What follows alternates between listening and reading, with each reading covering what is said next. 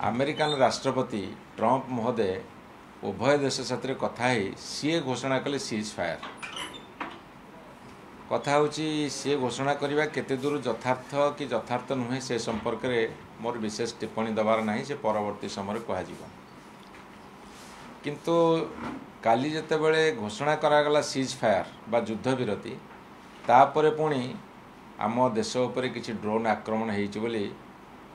वैदेशिक व्यापार सचिव एवं सरकार मध्य कहले। तेणु एथुरु गोटे कथा स्पष्ट होची जे देशवासी बर्तमान बुझी पारुना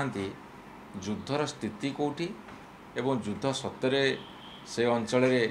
पाकिस्तान केते बाट आगे आम केते क्षयक्षति करूँ आम केवल सरकार रिपोर्ट जाना पाचु एवं ताहा मते यथार्थ मना करूँ किंतु स्पष्ट भाव में जेमिति विरोधी दल को कॉन्फिडेंस को नहीं थिले सरकार सेमिति आउ थे नियंतु ये हूँ सारा देशर सम्मान प्रश्न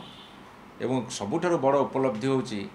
जे जो घृणा मनोभाव सृष्टि करा जाउथला भारत वर्ष रे आज प्रमाणित होईची से घृणा मनोभाव आमर हिंदू मुस्लिम सिख साई बौद्ध जैन